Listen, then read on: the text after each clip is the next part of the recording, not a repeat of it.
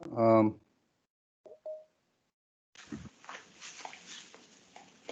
is Akhilesh. Hi, Akhilesh. Hi. We're just starting, Akhilesh.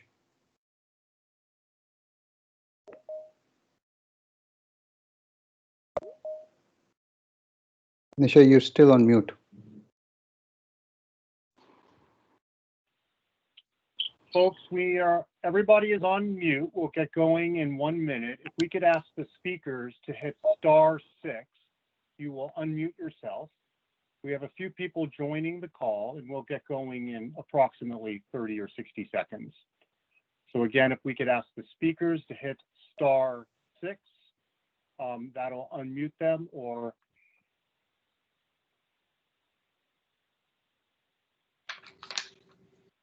all right. Hi, good morning and good evening. Can you guys see me and hear me? Loud and clear. Wonderful. Wonderful. Well, welcome everyone. So pleased that we were able to draw everyone together for the West Coast Digital Week, which we will be kicking off this morning, West Coast time, evening India time, with our very first session, which is going to focus on reimagining the U.S. India Strategic Digital Partnership.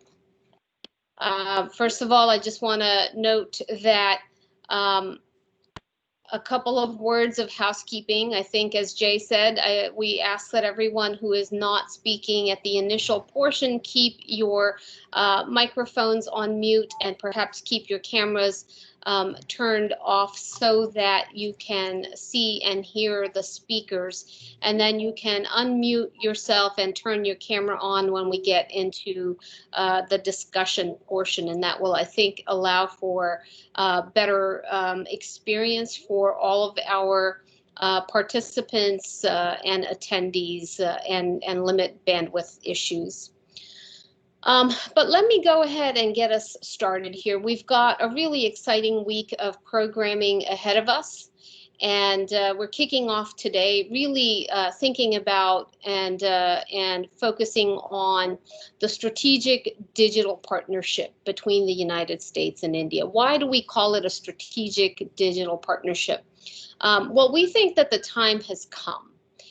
In conversations with all of our colleagues in the US, in India, in government, and in the private sector, we think that the time has come to really think about the digital economy, not only in terms of the very important commercial and economic impact it has, but really also the very important strategic importance that our digital partnership has for both countries, and the ways in which the collaboration between the United States and India is really going to shape the future economy and the future kind of strategic and geopolitical implications across the Indo-Pacific and around the world. The U.S.-India Digital Corridor is the largest component of the bilateral relationship, touching upon education, immigration, and of course on the commercial relationship, the trade in goods and services and online products. In pure economic terms, the value of this trade is more than 100 billion annually. And the U.S.-India Digital Corridor continues to expand. It attracts investment in both directions and increasingly covers foundational strategic sectors such as 5G and AI, digital health, and of course, payments architecture. Looking forward, we should consider quantum technologies, advanced communication services, blockchain, etc. Silicon Valley, of course, has played a cardinal role in driving the data economy, in creating, innovating, and financing cutting-edge technology products and services, not only here in the United States, but really around the world. The COVID-19 pandemic, in many ways, has reshaped our economy and accelerated the existing trend towards digitization of our economy. It has transformed the ways in which we live, work, and collaborate. In fact, just as we were getting going, I was noting with Eric Loeb, one of our speakers today, about the fact that large gatherings like the Salesforce annual conference, where almost 200,000 people would gather in person, are being completely reimagined. And we are all reimagining the ways in which we live and work in this COVID environment. So amid these changes, the U.S.-India digital corridor has come to play an even more critical role in the economic growth trajectories of both countries. And that's why we are so excited to be able to bring as one of the culminating events of this very impactful year, the West Coast Digital Week, to look at the different elements and aspects of this important partnership and this important corridor. We have come to the conclusion, therefore, that on the very many issues and opportunities that exist in the U.S.-India digital corridor, that the time has come for us to elevate the digital dialogue, the digital conversation between our two countries into a strategic partnership. And that is going to be one of a key advocacy point that we will be making on behalf of our members, our board, to the post-election administration, whatever the outcome of the election, in terms of the highlights and priorities that we think a incoming administration should focus on in the U.S.-India partnership. That said, let me get the show on the road. We have a wonderful lineup of thought leaders and speakers who are going to engage with us today. And first and foremost, I want to bring on our two esteemed representatives from the government of India. I will first turn to Ambassador Nagendra Prasad, the Consul General of India in San Francisco. He took up his position in the midst of the pandemic and has been engaging in a very concerted way, in a virtual way, in meeting so many of our members across the West Coast. And we're delighted to have him join us here today. Ambassador Prasad, before he became Consul General in San Francisco, was in the Ministry of External Affairs as Joint Secretary heading the Gulf Division. He has been with the Indian Foreign Service since 1993 and has served in various positions at Indian missions, including in Tehran, London, Thimphu, Bern, and Ashgabat. A couple of my favorite places as we look at Bhutan, and certainly fascinating that he did a stint in Ashgabat as well, as ambassador to Turkmenistan. Dr. Prasad was born in Telangana and has a background in agriculture and a doctorate from the Indian Agricultural Research Institute in New Delhi. So Dr. Prasad, Ambassador Prasad, let me turn it over to you for some opening comments. Good morning, and then thank you very much for this invitation. First of all, congratulations to you, Ms. Nisha Biswal, and then U.S. IBC team for convening this very important event, on a digital week, bringing together the thought leaders, entrepreneurs, and then policymakers on a platform like this for a discussion, and then it is a critical subject, as you mentioned in your initial remarks. This discussion comes at a very opportune time. When on one hand, COVID pandemic caused disruption in every aspect of our life, while digital platforms have come as a savior to mitigate this crisis to a greater extent. It helped us to run schools, businesses, and then continue our interactions across the continents. The contribution of AI in scanning the pharma products for treatment of COVID can be seen one of the examples where it can come in handy. For the first time, digital technology is battling adverse effects of a virus outside the cyber system, but no, recasting the conduct of activities innovatively, almost making it a new normal. Social media and apps like Arogya Setu have proved their effectiveness in containing the spread and through instant messaging, tracking, etc. As two vibrant democracies, being open and multicultural societies, India and then US are natural partners. Our bilateral cooperation is broad-based and multi-sectoral, which includes wide array of areas such as defense, security, energy, education, science and technology, agriculture, health, etc. Cooperation in digital domain or cyberspace forms a very vital element in this strong partnership. India and then US bilateral cooperation in the ICT has been very strong, and it encompassed all vital sectors. The major areas of our cooperation in cyberspace are no cyber security, digital economy and commerce, as Nisha mentioned, and then the next gen technologies which are coming up, particularly GCC, etc., and their wider applications in our lives, and then in strengthening the economic relations. The innovation, technology, and investments, they are from the West Coast, and then the large human resource pool and the market of India can really synergize this relationship. The entire gamut of the cyber security issues that confront the world today range from national security concerns to large-scale digital services for the public. The digital inclusiveness is also an important objective of the governments today. Both sides recognize the commitment to an open but secure and reliable cyberspace to promote the internet as an engine for innovation, economic growth, and trade and commerce. India and then US signed a bilateral framework for cyber relations in 2016, which forms the basis for our engagement in cyberspace issues. This framework was in fact the first agreement of its type for both India and then US to sign.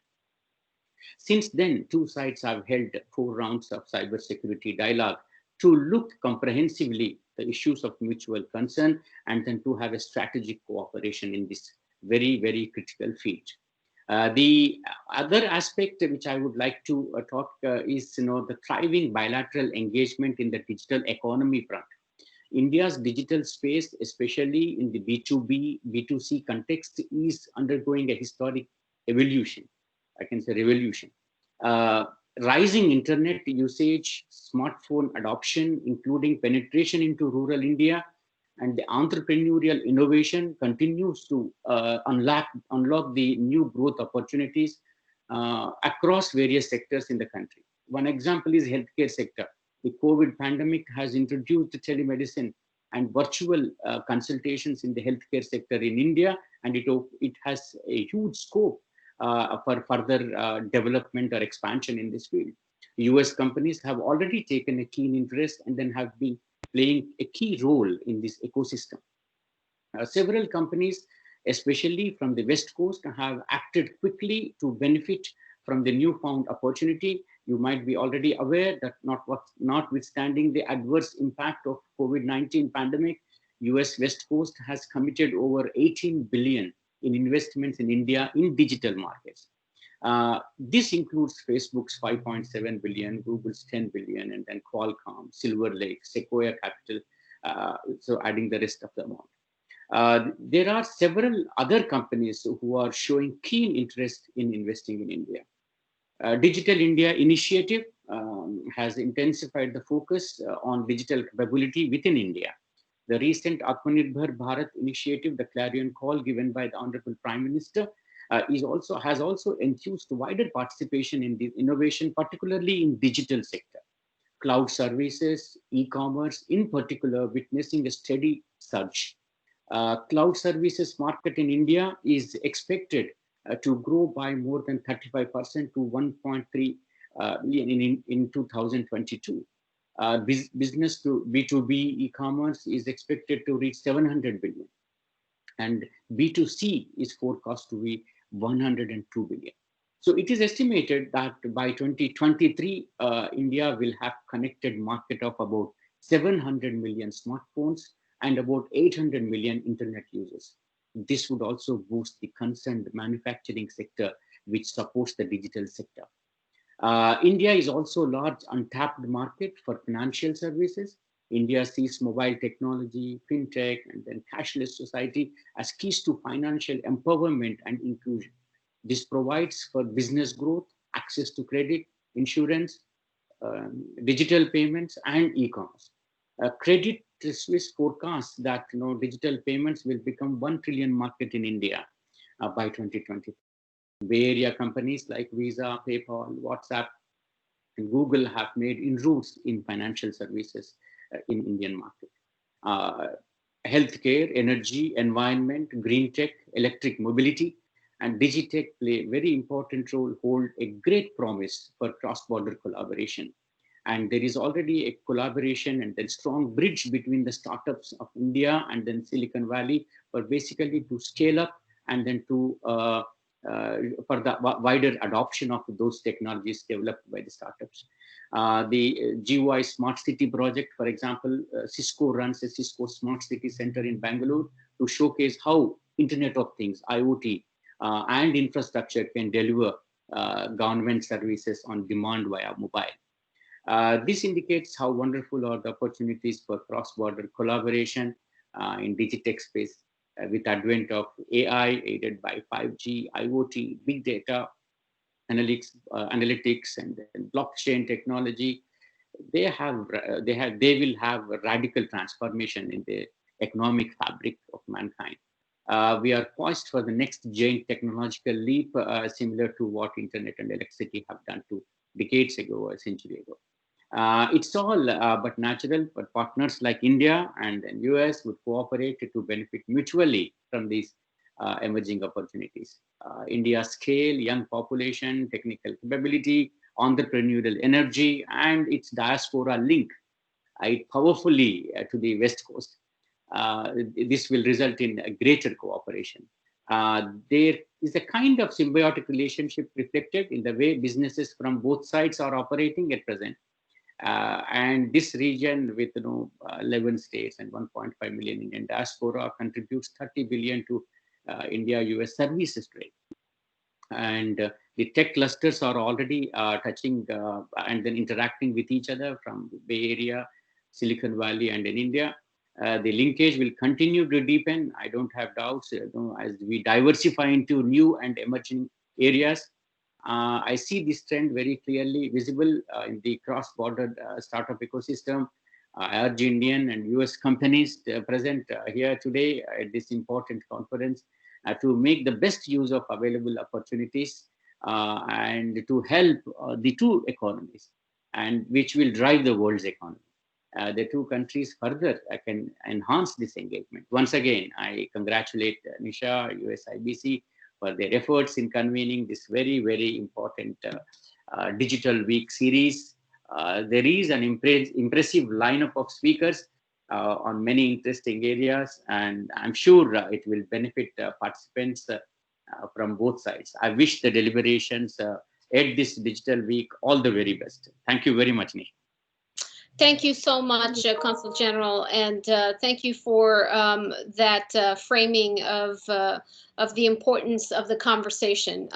In fact, as you noted, the two-way investment in the digital economy, the investment moving from the US into India and also from Indian companies into the US is one of the fastest growing aspects of the investments in the US-India corridor.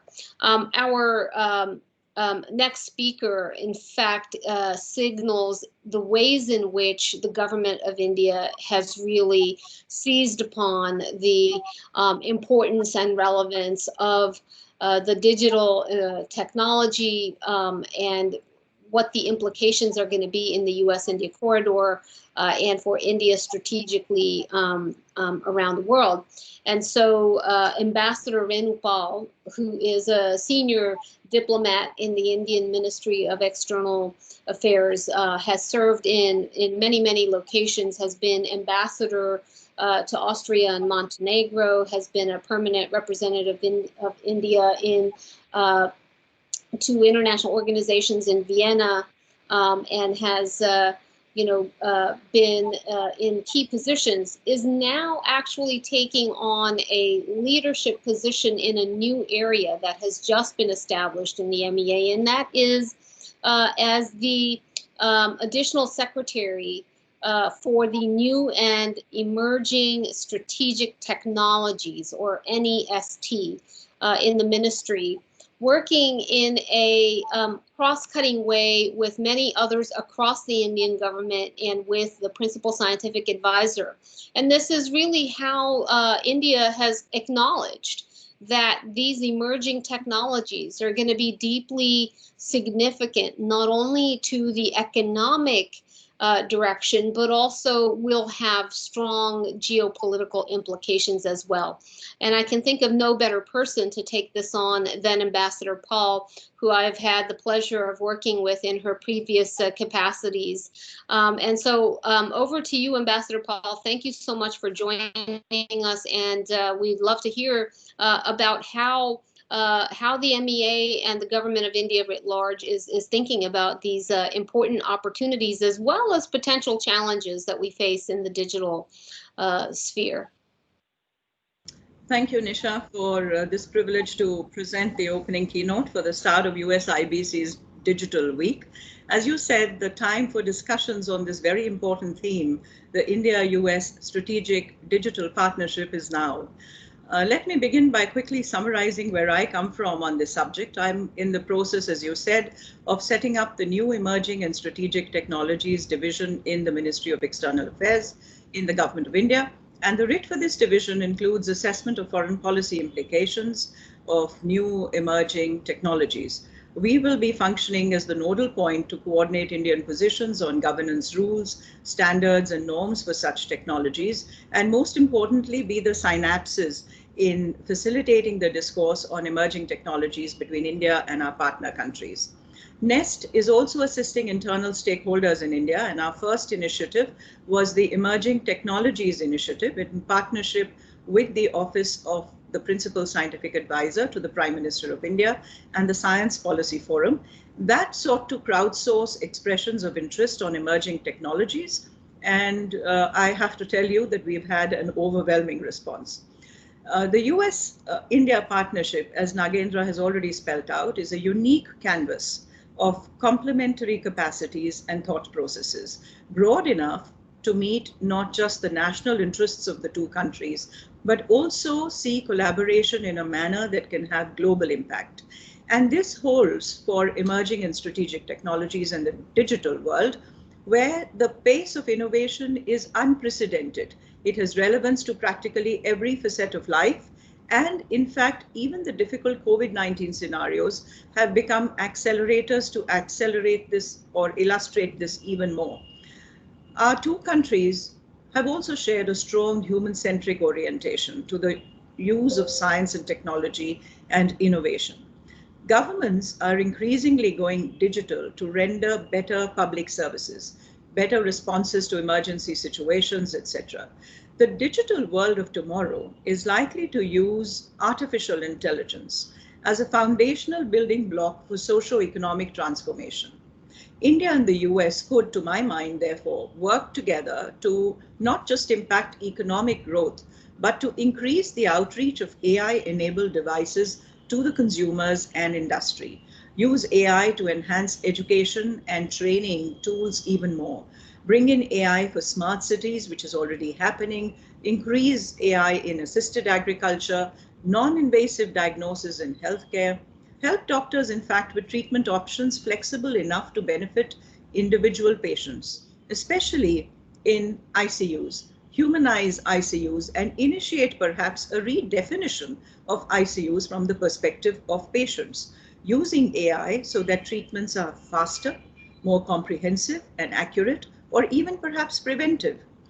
AI is going to be almost all pervasive in language communications, in finance, for space technologies, in autonomous vehicles, intelligent transportation systems, security applications, in defense and strategic applications, etc.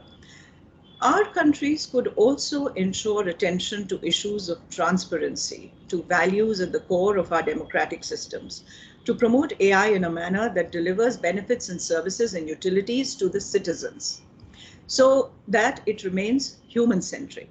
Governments can ensure an enabling environment and safeguard against misuse of emerging technologies, protect privacy and security, ensure responsible use of data, bring in accountability, and discourage discrimination in these completely new domains where the existing mechanisms will almost certainly prove inadequate. The last year or so has seen active debate against globalization and multilateralism, but new emerging technologies and experiences with COVID-19 are actually demonstrating, like never before, that the world is interconnected and that it remains connected not only across borders, but also for the responsible use of advancements in technologies to counter disruptions. Solutions through emerging technologies, to my mind, will need collective thought, collective refinement, and not work done in silos. The information asymmetry between us will have to reduce as partners. Reference points will need to become common. The digital infrastructure will need to be equitable, inclusive, just, and one that is dynamic enough to remain human-centric in a non-discriminatory manner. In the India-US context, success will be a measure of how can we bring about the co-production and use of technologies and knowledge by Indian and US stakeholders. And this would include the scientists, industry, governments, civil society, think tanks, but most importantly, two more categories, I would say. The next gen in the two countries, who are really the assets for futuristic innovation, and the Indian diaspora, who know and understand both systems, have worked very often in both systems, and who have a unique capacity, therefore, to bridge these systems.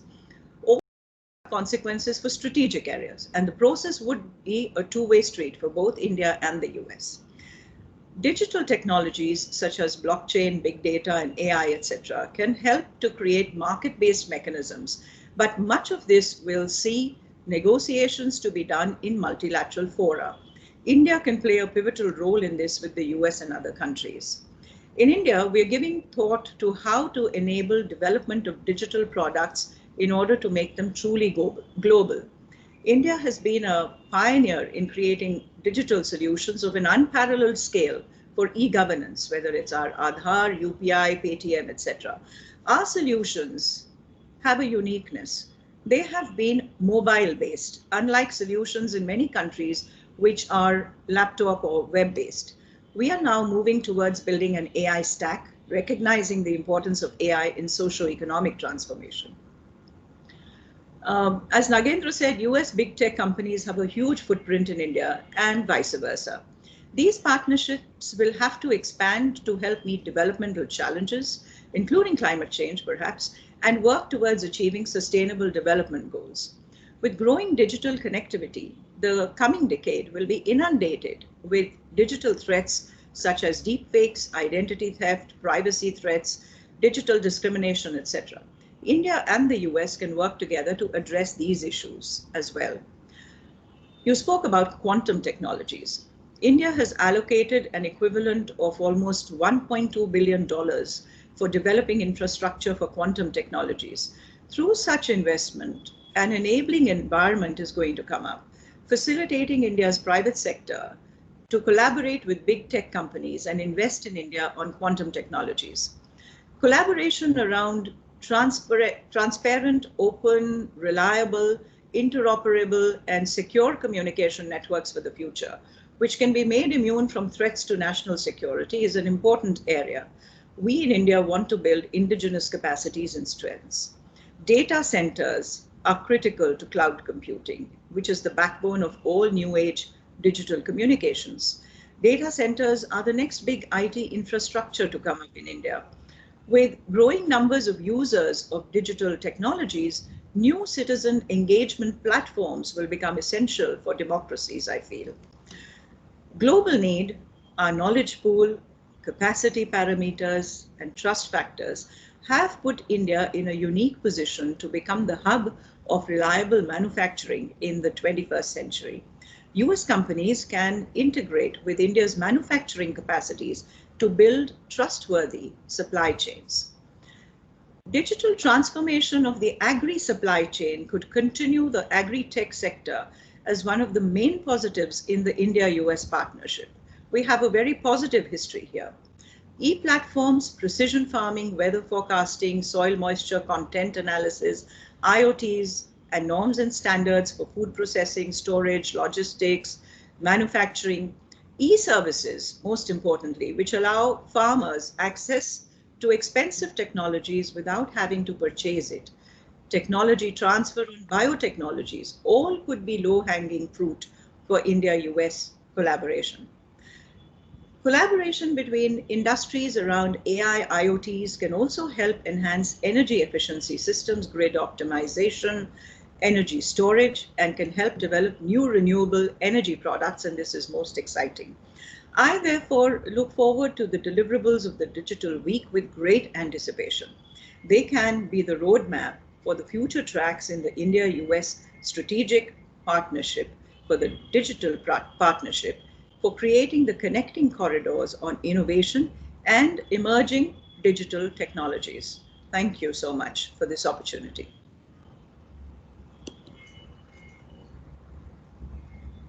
Thank you so much, Ambassador Paul.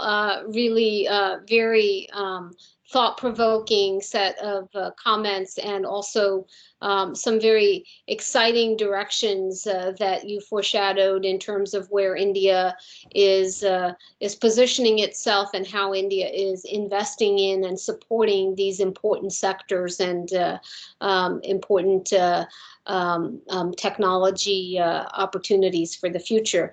I want to turn it over now to Abhishek Kishore to bring on the panel conversation. We have such a fantastic lineup of speakers and industry leaders from the US and India who are joining us today for this conversation, including members of our board of directors like Shekhar Iyer.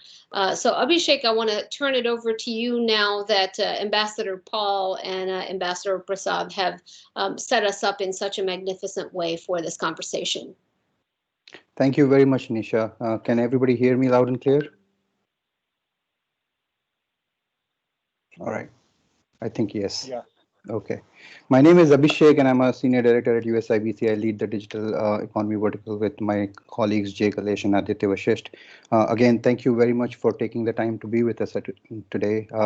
Nisha has already set the context and underscored the importance of US-India digital relationship, and it has also been reinforced by both Ambassador Prasad and Ambassador Paul to dive a little deeper and further analyze the subject at hand, which is how do we take the US-India digital relationship to the next level. We have a star-studded panel today. Let me introduce our experts. All our speakers are such accomplished personalities that no amount of time spent on their introductions will do any justice to their illustrious careers. So in the interest of time, I'll keep my introductions short. Let me start with Akhilesh Tripathi. Akhilesh, if you're there, just I would request you to be on camera, and I'll request all of our speakers to be on camera. Akhilesh, Kamal, Eric, and Shekhar and Dr. Garg. Akhilesh is the Chief Executive Officer of Digitate, which is a TCS venture. He is responsible for maintaining Digitate's leadership in autonomous enterprise space. Akhilesh is a veteran at TCS, where he has donned several hats, including as the head of TCS Canada and head of enterprise solutions and technology practices for TCS North America. Thank you, Akhilesh. Thank you for being with us. We have the next one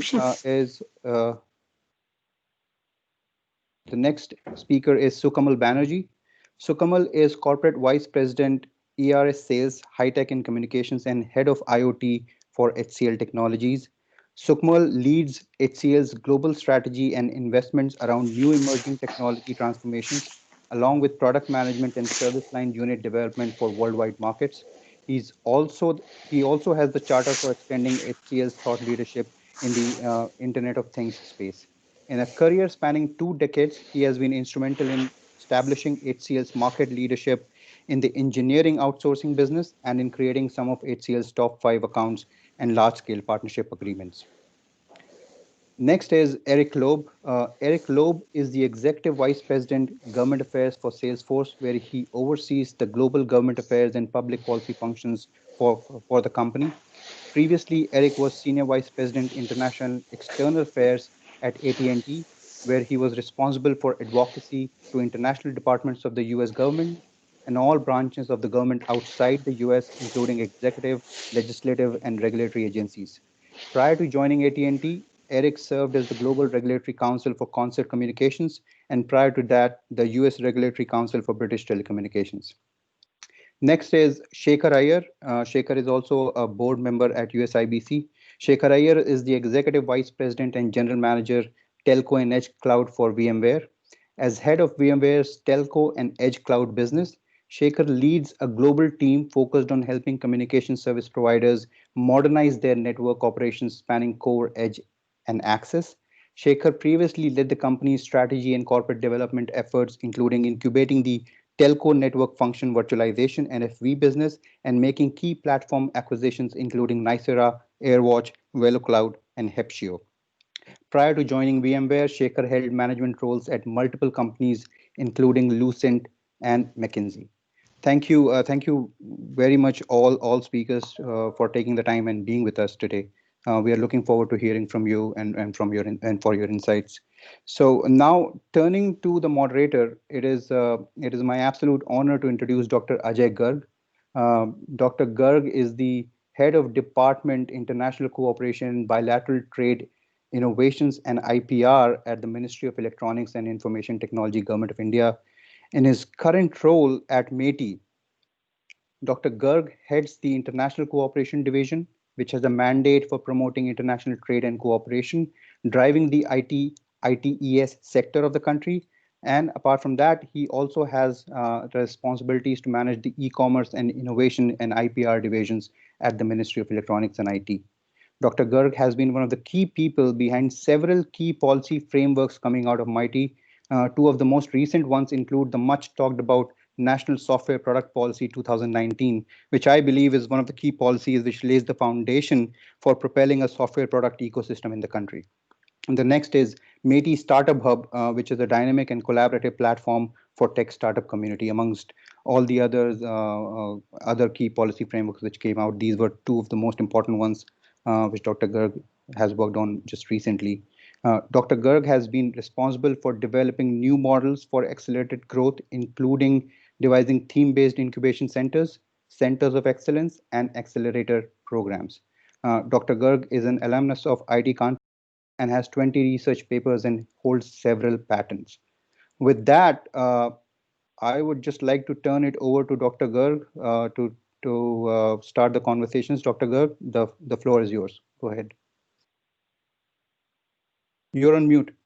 You're on mute, Dr. Garg. Yeah. Are you able to hear me now? Yes. Go ahead. Thank you, Abhishek, for a very humble introduction of mine. But let me, first of all, good morning to my friends in the West Coast and good evening to my friends in India. It's always heartening to get associated with the West Coast, where we as policymakers mostly turn east, but West is the place where most of the things happen. Now, as Ambassador Prasad and Renu ma'am has aptly described the digital bilateral trade between the two countries and the opportunities that lie. So it will be, I won't be taking much time in talking about this. There cannot be better discourse on the subject. But let me talk on something on a subject which is relevant to this panel is why India-US digital partnership needs to evolve into strategic partnership. So I'll take few minutes to start with this. The world is passing through a very intense economic transformation across all sectors of economy. For the first time since the World War II, the rule-based economic policies adopted by democratic countries is being challenged. And at the same time, the digital economy is poised for a leap from what it contributes 10 to 12% to the global economy to around 25% in the next 5 years. Now, because digital is borderless, a connected world, it is important that the trust becomes the overarching principle on which such trade is based. The trusted value chains have been challenged in the current pandemic situation, and we need to create partnerships where trust becomes the hallmark of future trade. And no better than India-US digital partnership can prove that. Why I say so? That on one hand, US has always championed itself of technology. The Silicon Valley has been the technology provider. But because it has not been a country which actually is a storehouse of problems, has only been able to cater to the first 1.5 billion market of the global market. The rest 5.5 or 5.8 billion people are still untouched of the digital opportunities or the what digital can bring to them. With the advent of Industry 4.0, now there is a time when problems of all sectors of economy will be actually solved through digital technology, whether it's healthcare, agriculture, others. These will be actually impacted and the future productivity will come through that. What it requires? A robust platform or a technology platform over which frugal, low-cost solutions are built on. So it's not only about a bilateral trade between India and US. What we need is to convert this into a mutual partnership, solving global problems through our partnership. US providing the technology base, we providing the frugal low-cost solutions that can ride over it. And that's an opportunity that lies for the next 5 years for India-US relationship to leapfrog from 100 billions to 500 billions in the digital space. This is also important for the fact that we are two responsible democracies and we will actually ensure trust, transparency, and security, which are the basic principles of digital partnership. And this is important in my field. So now the time has come for India-US bilateral relationship to evolve to strategic levels, contribute to the global economy, and make a more robust world that will actually not only feel sad about the pandemic, but will see that what we two countries have done have transformed the globe for a better tomorrow. Thank you once again for giving me this opportunity. I know I've got a very, very learned panel that is with me. So prior to actually me intervening, I'll request each of my panelists to give their thoughts on the strategic role that the digital plays between India and US. Let me first turn to Abhishek for his initial remarks. Abhishek, please. Akhilesh, sir. Akhilesh, sorry. Akhilesh, please. Sorry. Yeah. First of all, thank you, Dr. Gar. Let me get my specs on. Can you hear me okay? Yeah, so Dr. Gar, first of all, thank you for your opening comments and thanks for this opportunity. It's always fascinating to listen to the public policy folks because all of you not only have a deep pulse on what's happening between government to government, in the government, also with the citizens and everything in between. And that's where I think many of us, especially people like me, fit in. If I look at it from my lenses, I think the strategic opportunity is very, very high between the oldest democracy and the largest democracy, between the biggest epicenter of technology and the biggest population and potential market that exists in the world. And digital is a bridge that kind of brings us together closer and faster. So I think I'm looking forward to the conversation, and I think there is a lot for us to achieve jointly between the two nations.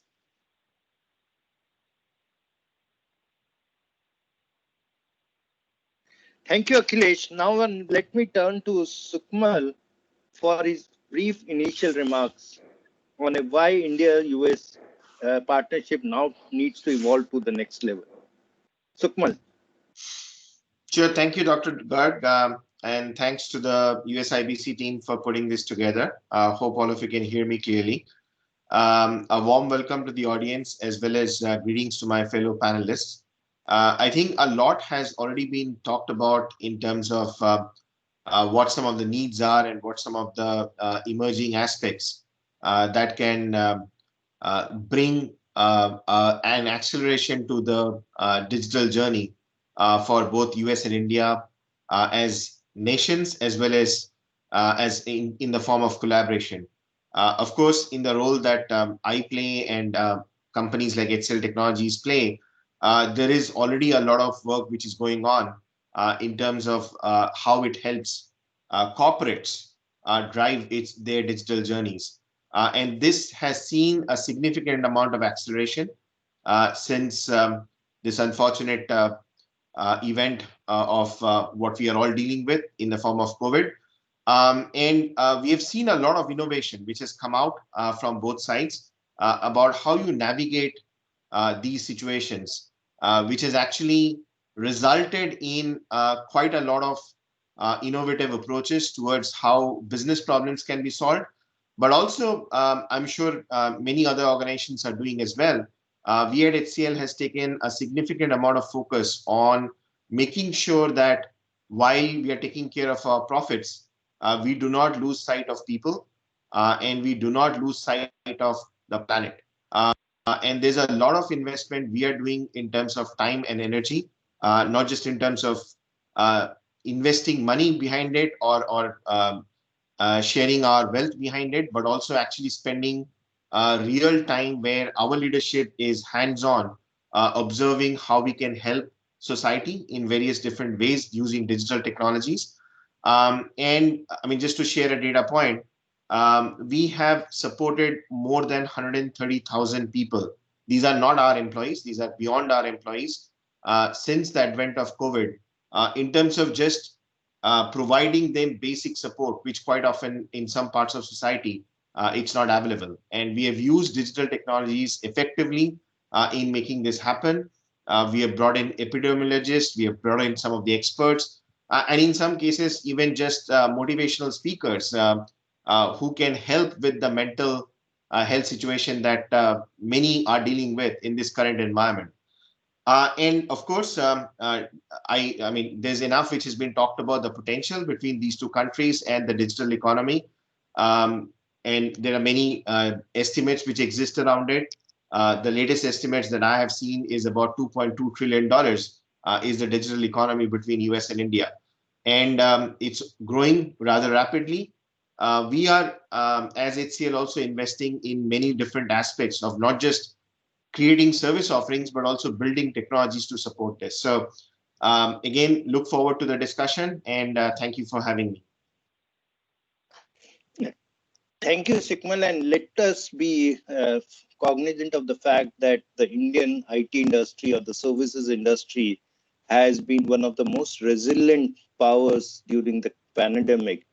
US has had a scarcity of tissue papers, but the IT services remain uninterrupted. Whether it's a data center or whether the critical services. So thank you, the Indian IT industry, for keeping the Indian flag high. So now next, let me move on to Eric for his brief initial remarks. Eric, over to you. Wonderful. Thank you so much, Dr. Garg. Thank you to USIBC for the opportunity. Just a great panel and keynotes, and it's so nice just to look on the see how many friends are in the audience, and it's just been one of the great pleasures of my career to have worked so actively over the last really 20 years on the development and growth of issues in the Indian digital economy, and to see the achievements that have happened to date, to be part of so many policy debates, and for all the reasons that have been brought up on the call, it's an incredibly important time to take stock of what contributed to the success until now, but also to look and identify what's needed for the upcoming years. And I think the point made about trust as the #1 value is is so appropriate, so important. When we think about the geopolitics of the time that we're in, the geopolitics of technology, this has become such a high priority. And as aptly said already, this connection between the world's largest democracy and the world's oldest democracy, it's more important now than ever as we work through these critical issues in a strategic way. I would say just the resilience of this digital partnership between U.S. and India, it is part of Salesforce and how we do business in India. India is where we have one of our largest employee bases outside the U.S. In Hyderabad, we have a great center of excellence there, and that is due to, of course, the incredible talent and capacity that are in India, and also very, very strong cooperation with the government for setting a vision. And we have had outstanding cooperation with the government leaders in Telangana state, just as an example. At the same time, of course, we're on this panel today because we want to identify some of the opportunities to accomplish even more and to do this in a strategic way. And there is indeed opportunity to further accelerate this strategic partnership.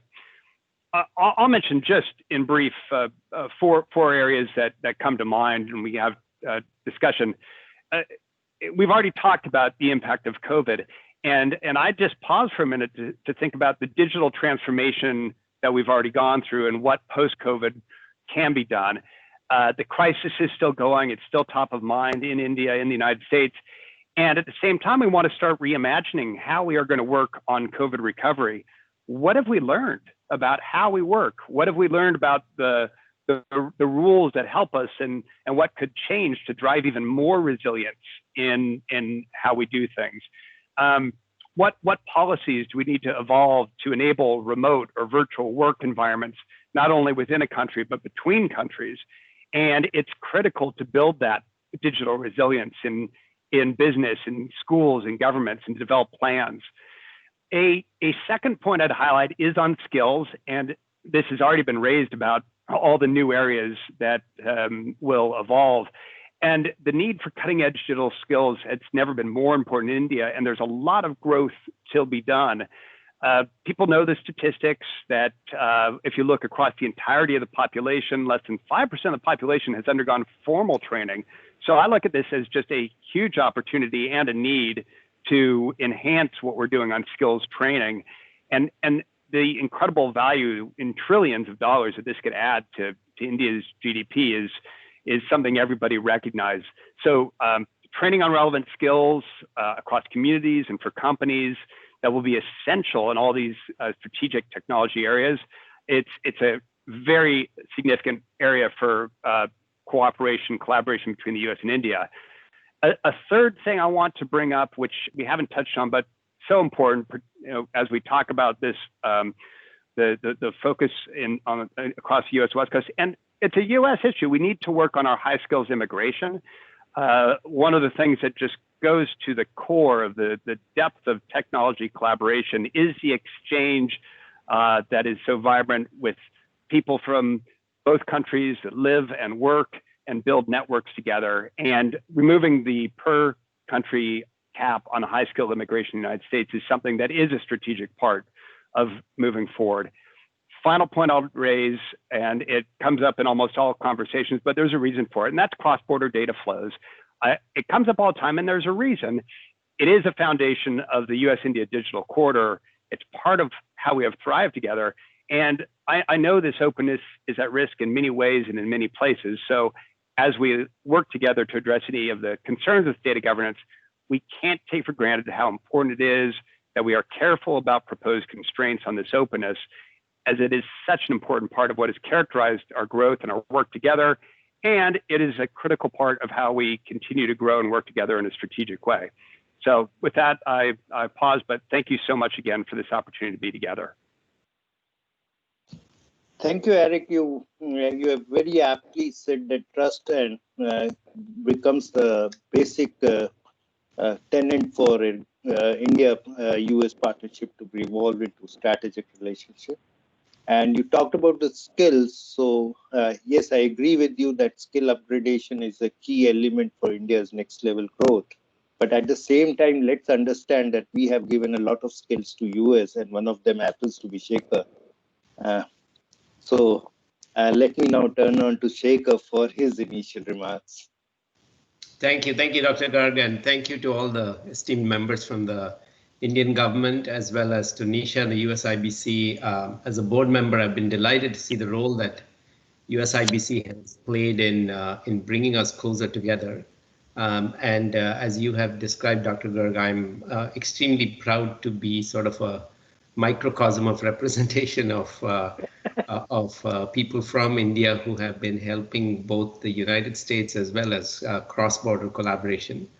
At VMware, we are actually distinctly focused on software and the innovation in software and how we can help industries across the board in terms of better creation of applications and services.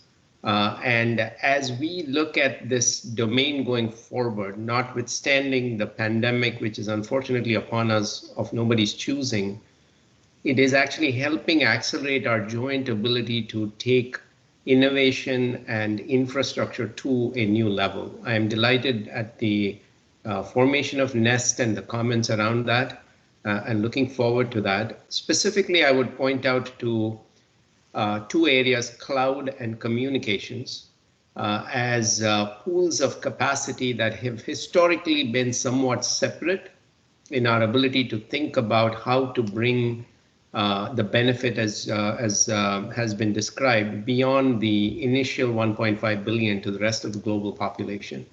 What is happening right now is, in fact, the cloud and communications infrastructures are actually coming together in a way in which, with 5G in particular, the ability for us to create applications and services that can enable the globe to perform in a better way, to create and procure applications, to have them deployed very quickly, and to make things like telemedicine or industrial automation a reality are just so much more practical today than ever before.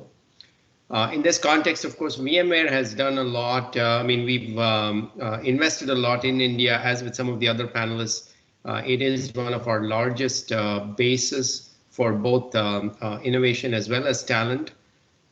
We've got nearly 9,000 people out there. We've committed a couple of $2 billion to investment in India until 2023. And I'm just personally fascinated at how this space is evolving to enable both countries as well as us as companies to make this a better world, not just two better countries.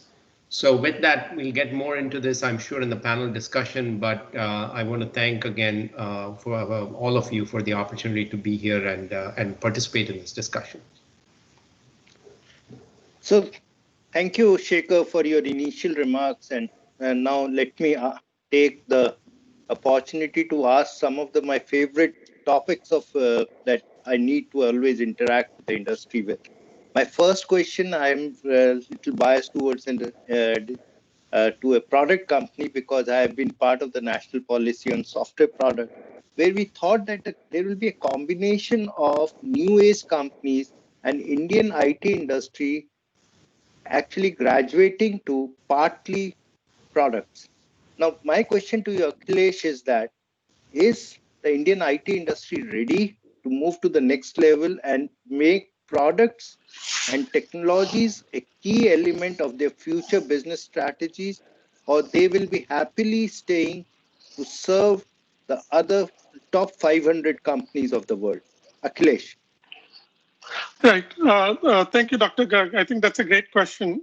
See, first of all, if I kind of look at it from my lenses, right, I'm not sure if it's right to call it as Indian companies and global companies. I think all Indian companies are global, and all global services companies are in India, and I think almost all of them, their largest workforce is in India, right? So, and especially when you look at companies like TCS that I represent, which is the top 3 global brand and is the fastest growing global IT services brand worldwide. I think, we look at India as a talent cloud more than anything else. And I think, and if you look at every companies in terms of how they're looking at talent, I think in our view, that's a right way to kind of, to look at it, right? Secondly, see, if you look at the digital economy, what we call the world of business 4.0, it's built on digital technologies where organizations need to drive, whether it's the issue of mass personalization, how do you demonstrate nonlinear growth leveraging digital? How do you build and leverage ecosystem, whether it's communities, startup ecosystem, countries to countries, and the kind of how do you leverage cloud? How do you leverage AI? How do you leverage automation? How do you leverage agile and intelligence? I think they all become an integral part. So I think the first point I think which I wanted to make it clear is that the services itself has a massive opportunity to grow. I think this is not an either or, and the reason I want to put it out there because services industry's demise had been declared many times in the past from pre-Y2K and beyond, and the resilience and the innovation and the capability that it has demonstrated is phenomenal. There's a reason why India has become a talent cloud. The second is, I think, I think to your point, I think we've been developing software for the world. I think it's important for us to also develop our own software products, right? And I think, the Digitate, the one that I represent, is a very good example. We're leveraging India and I think and Valley both in some sense. We're combining AI, machine learning, software engineering, the learnings from the services business, I think having operating globally, our own investments in R&D, and what Valley has to offer. And I think, so it's a symbiosis of all of this together. And we're not unique. I think it's not just Digitate. We've become one of the leading and the fastest growing AI ops company. But then similarly, if you look at TCS, whether it's their banks products, algo retail solutions, their pharma, the drug-related ADD, which is #1, telecom solutions. And also, if you look at other companies, for example, Freshworks, Zoho, these are all great examples of IP kind of coming from India at a global scale and competing very, very well. Akhilesh, you rightly said that the Indian product space is for a next level of revolution, and companies like Joe and Freshworks are examples of that, contributing to the Indian landscape and contributing greatly to the Silicon Valley as well. Now, if I turn on to Eric, you've talked about cross-border data flows, Eric, and the issues related to this. What I believe is that the cross-border data flows will be a very complicated subject for the future because same rules cannot apply for all geographies. Whereas for a seamless digital trade to happen, cross-border data flows are the key element. Do you have some solution? How can India-US relationship develop around seamless cross-border data flows with the cognizant of the fact that there might be regulatory challenges for doing it for some other geographies? Eric. So it's a hugely important question and a foundation for the answer, and a place where I start when I'm having this conversation, whether it's in India or anywhere else, is start by understanding the problem it is that you're trying to solve, and then make sure that whatever the proposed rules that you're put in place are actually solving for that problem and not creating a number of other problems that you did not think about in the first place. And it's a very simple but very complex maxim, but I do constantly come back to this because I frequently find that in these discussions, the proposals that come out are not even that well focused on or targeted to the original issue that might be at stake, whether it is something to do with law enforcement assistance or it's another issue. So I always come back to that, and I ask that is the lens, and it's of tremendous significance for India and the success and flourishing of the digital economy of India to get this correct in a narrowly tailored way that is correct for the issues being solved, because the importance to India of data flows and the precedent that India may set and that then may be followed by other countries that could impact flows, including to India, for all of the very successful software and processing companies in India are significant. So I start there, and we can have a much longer discussion in the minutiae, but that maxim of how to approach it is the beginning point.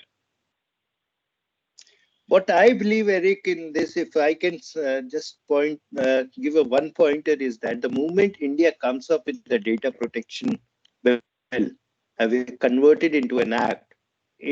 For India-US relationship to develop into a strategic relationship, we should start discussing the data adequacy framework for the two countries to actually have cross-border, seamless cross-border data flows, and that's important.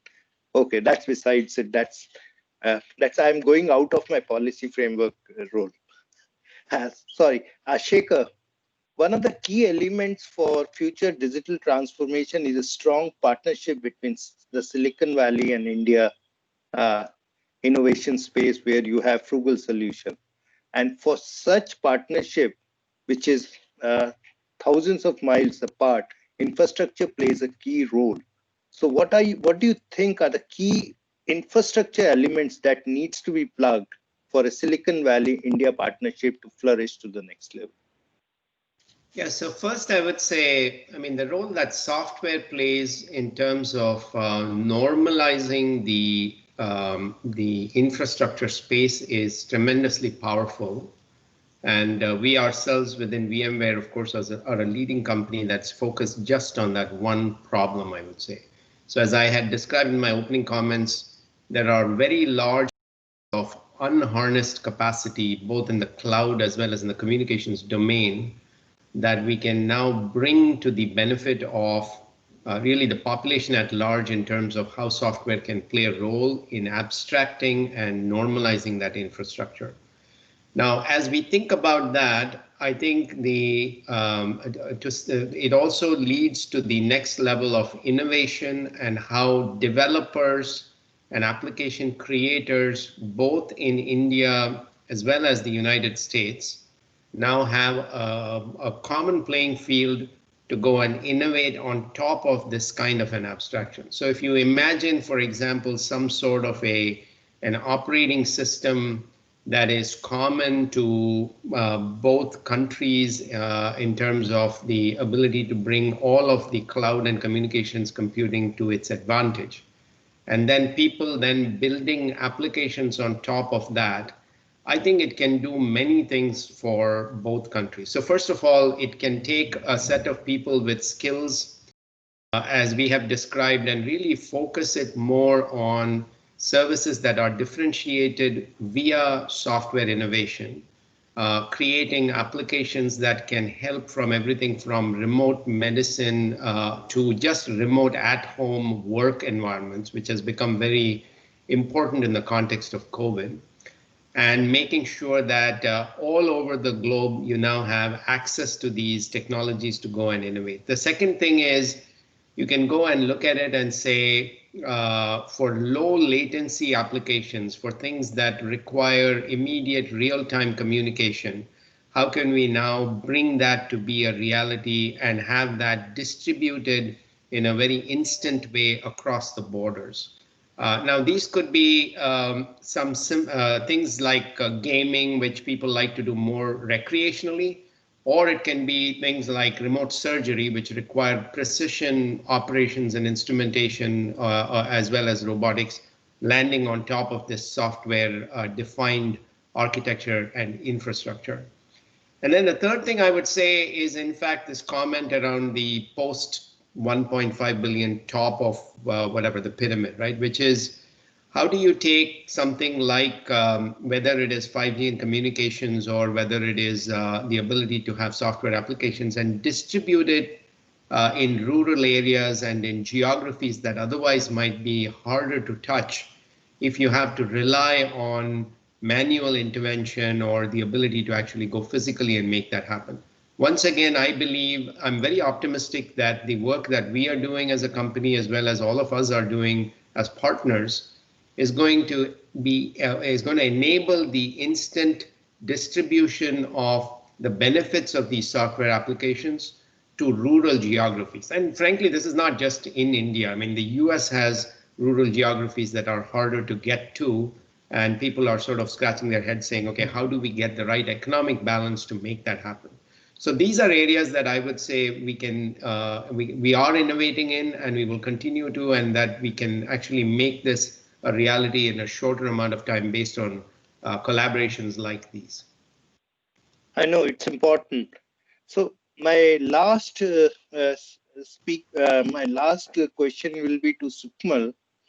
One of the irritants between India-US digital trade is a flow of IT professionals serving Indian companies and serving for US US clients. So this cross-border data flow, immigration issues are irritating.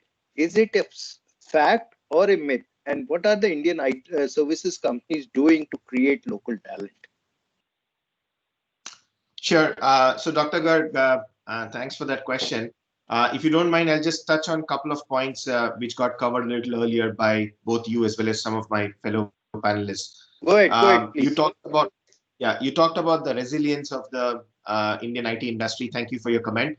It has a lot to do with our focus on people and enabling our people and enthusiasing them so that they take care of their customers. That's really the secret. In terms of one more point I wanted to add specifically about HCL, while we get categorized as a services company, I just wanted to share with you that of the $10 billion revenue that we generate as of today, $1.6 billion comes from products. So it's not a small amount of revenue that HCL generates today and we publicly announced this. We have invested, there was a lot of discussion about US investments into India. HCL has invested over $3 billion into US in specifically technology assets. So it's really truly a cross-border kind of flow of investments which is going on today. And going back to Akhilesh's point, we do see ourselves as global companies and not Indian companies. So we want to build this not just in terms of competency and capability and the nature of our business, but also build a global workforce. And to that extent, you brought up the aspect of the visas, but leaving that aside for the time being, because laws of the land are the laws of the land and you have to follow them, we don't see that as an irritant. We do hope things can be a little different, but we work with what we have to work with and we respect whatever laws are put in place. What we do is essentially, for example, today we talked about digital economy. One of the key effects of digital economy is the digital divide. It is equally impactful in US as it is anywhere else in the world. And what we have done is to actually take up a very specific program in the US. We call it the US New Vista program, where we are going and doing hands-on training in digital technologies into those tier 3, tier 4 colleges in rural areas of US or the small towns of US, where typically the reach of Silicon Valley is not very prevalent. Yes, there are some very bright stars from those colleges who come out and land up in a Silicon Valley or in Seattle, but there is a lot of talent out there which does not get harnessed in a proper way. And we have a full-fledged dedicated program today run by directly from our CEO's office, which is actually focused on creating that talent in the US. We have many similar programs in some other countries as well, which have similar characteristics of democracy and focus on digital investment from their government. So it's not just in India that we are developing talent, we are doing it as much in US. I mean, our latest workforce in US has already crossed 16,000 and it will continue to grow, and especially as we develop these areas that I'm just referring to, we'll continue to work on making sure that the workforce becomes global so that we are building it as a foundation for the future rather than seeing it as a pool of people moving around all over the world. Thank you, Sukmal. I know we are running out of time now, but so let me summarize that you four folks have actually put a lot of hope on India-US digital partnership for the future. And that is one thing that has clearly come out of the shoes. And you have said that if it evolves into a strategic partnership, rest of the irritants, whatever they be, will be actually handled amicably. So as a last word, uh, I'll request you, each of you, to intervene that what one thing we need to do, either as a policymaker or as a business giant, a global business giant, which will actually benefit the global population through this partnership. Eric, let me start with you. I'll come back to your word, trust, and a focus also on mutual success. Akhilesh. Yeah, see if I were to sum it differently, Dr. Garg, it reminds me of a quote from the Tata Group founder, Dr. Jamshedji Tata. And I think he said this in the 19th century. He said that, in a free enterprise, the community is not just another stakeholder in business, but is in fact the very purpose of its existence. And the reason I kind of bring it up is that, see, the moment we start thinking about, how do we kind of enrich our communities and how do we leverage each other, both the strategic nature of the partnership and its evolution will happen automatically. And that would be a lot more symbiotic. That would be a lot more meaningful, a lot more sustainable, and the policies will automatically morph around it rather than becoming a barrier in the process. Aptly said. Aptly said. Sukmal, your views. Yeah, so if I may say it in a way about how we can take some concrete action, I think one aspect may be choosing certain technology areas as bets between which the two countries are taking as an area to work together. And given the discussions we have had today, and probably it is appropriate because it just emerged in the conversation today, maybe those areas are AI and 5G. Absolutely. Shekhar, your last word, please. Great. Actually, delighted to be the last word. So probably reiterating, I would actually say that it is important to recognize India as not just obviously a supplier of skills, etc., but also as a consumer of global scale technologies.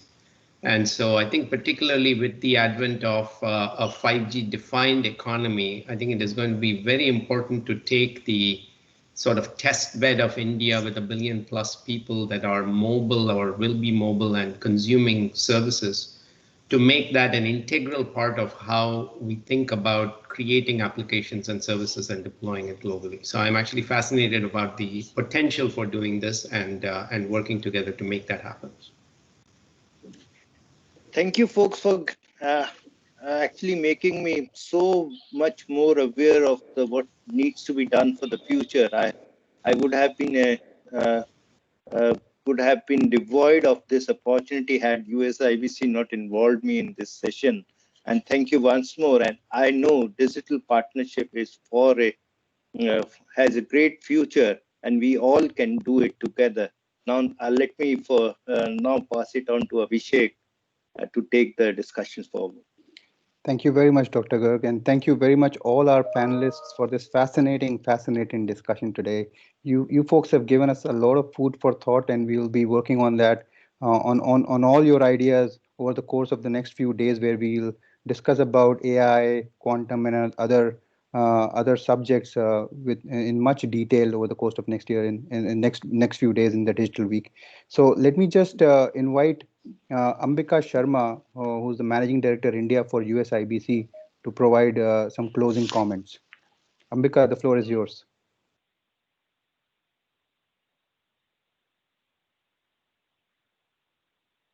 Ambika, if you're speaking, you're on mute. Apologies. Yep. It is okay now? Yes, perfect. Go ahead. Okay. So I'm extremely delighted to join my colleagues Nisha, Jay, Abhishek, and Aditya, who have put up this great week, to thank you once again, our very important star speakers from the Government of India, mainly representing the Ministry of External Affairs, METI, and the senior leaders of the technology industry, both from India and the United States. We could not have asked for a better to kickstart this digital week. And I'm really thankful to all the participants who have joined in this late hour from India and to be with us. And I would really like to mention that, as Abhishek just mentioned, we have lots to discuss in the next 3 days. So please stay tuned with us. I would just like to highlight that, as it has been underlined by all the speakers, digital partnership between India and the United States can really lead to a stronger and strategic partnership and really help in transforming the world to a better future. And this was very well captured by Dr. Garg in his panel discussion, which he very efficiently handled. And it was very encouraging to hear the words from the industry leaders who are really practical drivers of the technology and really playing a big role between India and the United States, taking this partnership forward. It was really heartening to hear the words of trust, mutual success, future of AI and 5G, and many more areas where India can really play a leading role in the world as the consumer of technologies. I'm particularly thankful to Ms. Renu Paul and CG Nagendra Prasad for being with us. I had the great privilege of working with them in their previous role and in my previous role. I know how passionately they are driving the agenda in a newly set up division in the MEA with a great focus. And my special thanks also go to the Consul General of San Francisco, as Silicon Valley is really the nerve center of the technologies we are really talking about. So with this, we come to the closure of today's event, but I would not like to finish without thanking our partners of the day, which is HCL Technologies, VMware, Bay Area Council, Consulate General of San Francisco, and my great team led by Jay and Abhishek. So thank you so much, and good night to all the participants from India, and a great day for our participants from the West Coast. Thank you. Thank you. Thank you, everyone. Thank you, everyone. Thank you. Bye. Thank you. Bye. All the best. Bye.